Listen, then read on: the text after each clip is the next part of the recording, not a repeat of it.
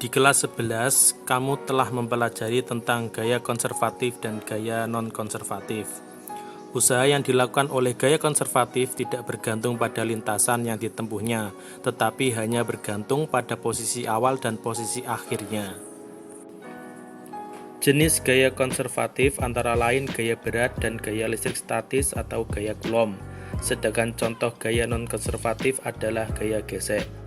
Perhatikan suatu rangkaian listrik yang kuat arusnya tetap seperti pada gambar berikut. Dalam rangkaian listrik ini, medan listrik adalah medan konservatif. Dalam medan konservatif ini, usaha yang diperlukan untuk membawa suatu muatan uji positif dari satu titik ke titik lainnya tidak bergantung pada lintasan yang dilaluinya.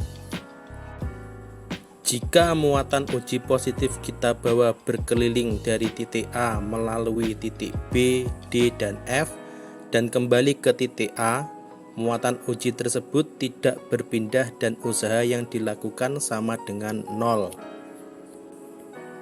Usaha pada medan elektrostatis dirumuskan sebagai berikut. Nilai muatan uji Q tidak sama dengan 0. Sehingga tentulah tegangan sama dengan 0. Fakta inilah yang disimpulkan oleh Gustav Kirchhoff dan dikenal sebagai hukum kedua Kirchhoff yang berbunyi sebagai berikut. Jumlah aljabar perubahan tegangan yang mengelilingi suatu rangkaian tertutup sama dengan 0. Gaya gerak listrik dalam sumber tegangan menyebabkan arus listrik mengalir sepanjang loop, dan arus listrik yang mendapat hambatan menyebabkan penurunan tegangan, sehingga persamaan sigma V sama dengan 0 dapat ditulis dalam bentuk sebagai berikut, yaitu hasil penjumlahan dari jumlah gaya gerak listrik dalam sumber tegangan dan penurunan tegangan sepanjang rangkaian tertutup sama dengan 0.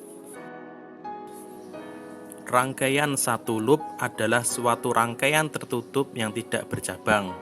Telah kamu ketahui sebelumnya bahwa kuat arus listrik dalam suatu rangkaian tak bercabang di mana-mana sama besar. Jadi, rangkaian satu loop hanya memiliki satu nilai kuat arus. Besar dan arah kuat arus ini dapat dengan mudah kita tentukan dengan mengaplikasikan hukum 2 Kirchhoff. Sebagai contoh, mari kita kerjakan soal berikut. Strategi menjawabnya, kita harus menetapkan arah loop dahulu. Supaya mudah, kita tetapkan arah loop searah dengan arah kuat arus dalam rangkaian, sehingga kuat arus bertanda positif.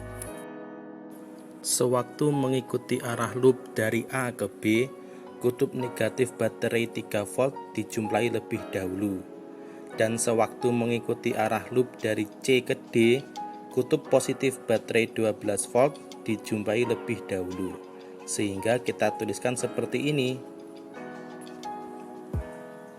Kuat arus yang searah dengan arah loop melalui hambatan 5 ohm dan 7 ohm, sehingga kita tuliskan seperti ini persamaannya. Kuat arus dapat dihitung dengan hukum kedua Kirchhoff sebagai berikut.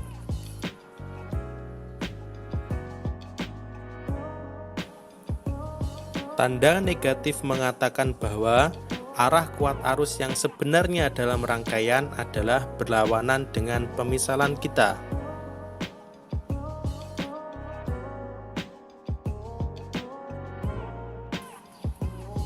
Oke.